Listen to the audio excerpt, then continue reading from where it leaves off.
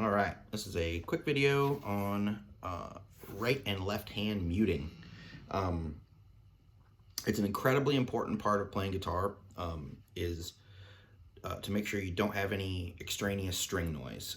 There aren't any strings ringing out or notes ringing out that you don't want to.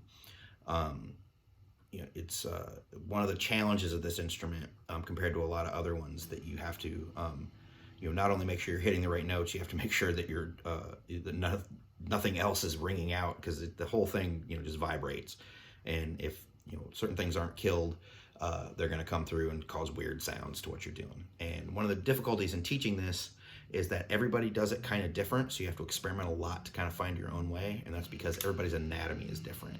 Like I have, I always thought I had kind of crappy guitar hands, but turns out they have some advantages. I have short fingers, but I have very wide palms, and my fingers are very thin. I always wished I had big spider fingers so I could do these big stretches like guys like Paul Gilbert and Steve Vai would do in the 80s.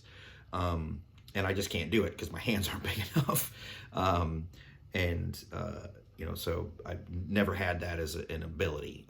But one thing that I have as an advantage over my friends that have really, really long fingers and big hands is that I can get up into these higher frets and registers, and I can still play stuff pretty easily, because once you have your fingers are big enough, you'll almost, it's very difficult to fret the correct note, because your finger can be wider than these spaces, where mine fit pretty much all the way up. And I have wide palms too, so I have more stretch than somebody with hands as small as mine probably should. So there's advantages, disadvantages, but you have to kind of work with what you've got. Everybody's going to do this just a little bit differently. So I'm going to start with some real easy left-hand muting stuff, because if you can get your left-hand muting down, it allows, the big reason for that is you want to be able to be as aggressive as possible with your right hand without hitting any stray strings. It's because this thing is really a percussion instrument, and a lot of your expression comes with how you're hitting the strings. Whether it's aggressive or it's soft, or you're changing your dynamic level by hitting this thing. And especially when you're playing like some strummy chords or some power chords, there's going to be a lot of times where you really want this thing just to be a locomotive, just the engine that's kind of driving everything. And in order to do that, you can't be trying to be very careful with it. You just need to kind of Neanderthal it. And that's what makes it rock and roll, and it's great. So I'm going to start with how you mute power chords. So for instance, playing a low, on the low E, grab a power chord. People again do this differently. I'm a 2-finger power chord guy, and I generally do them with my first finger and my fourth finger, because when I started, my hands were even smaller, and that's about the only way I could stretch that much. But most people will do either a 2-finger power chord with their first and third finger, or they'll do a 3-finger power chord where they put their pinky on as well here. I'm kind of an anomaly where I do it like this. Again, that's not all the time. If I get closer up, I'll do it with my third finger, or if I have to do a Chuck Berry, my third finger as well. But the main thing that you want to take with this is that I can take this 2-finger shape here, and I can hit all 6 strings. You're only going to hear these 2 notes. You get a Chuck, but the only 2 notes you're hearing are that power chord. And the way I'm doing that is I'm not playing super poked in. It's not the tips of my fingers, it's the flats of my fingers. So it's really more across this area rather than on the tip. So I'll get that on there, but then I don't push down with the rest of my finger. I'm just pushing with that fleshy part. And then the rest of my finger, I kind of roll it down this way until it's laying over all the strings. So even now, it's a good way to see if you got it muted correctly, is that note is the only thing that's going, and then all the rest of these strings are dead. And I'll throw that third finger on, or fourth finger, depending, what you're gonna do. And then my third finger, I guess I like the fourth finger too, because I can lay it flatter and I can double mute the strings. They're even deader. Not so much with the third with my anatomy, but I can hit all those guys and it's all fine. Because that way it allows me to, instead of being, I can be super aggressive with it. To illustrate the point, some distortion. If I don't do that, you get all this other garbage hanging out down there.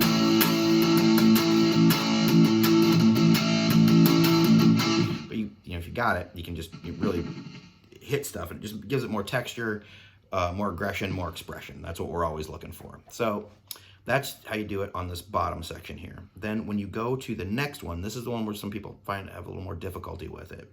It's easy, you know, it's exactly the same thing. You're still gonna hold it with the kind of the flat part of your finger, and you're gonna mute the rest of the strings with the soft part of your under part of your finger here, just by rolling it down. But you got this low E string hanging out.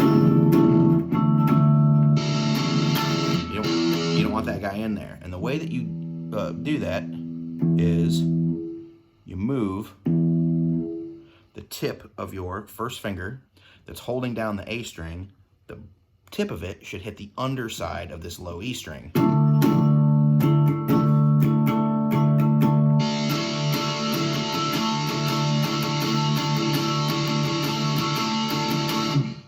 And that effectively kills that and allows you to just get that E, the note on the A string, the note on the D string.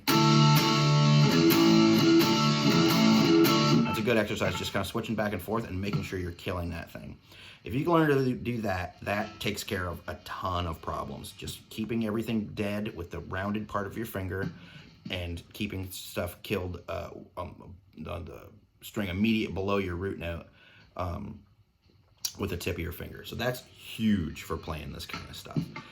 The next part of this is with your right hand. So another way you can kind of mute is like, if I'm, you know, I've got my hand here, I'm generally resting this part of my hand, this little bone, is kind of right kind of here behind the bridge saddle between the E and A string. And I can pull back a little bit and I can have it, you know, fully open, or I can move it forward and palm mute it.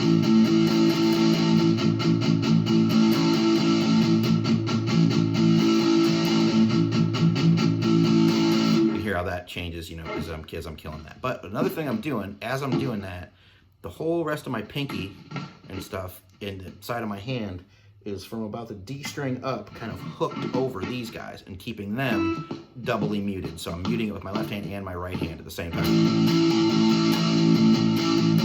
Even if I'm not muting these low strings, this part of my hand is still kind of killing the high strings to keep them from ringing out, because that's usually where beginners have problems with high strings ringing out. But right now I can be super, super aggressive, you know, Ramones style, you know.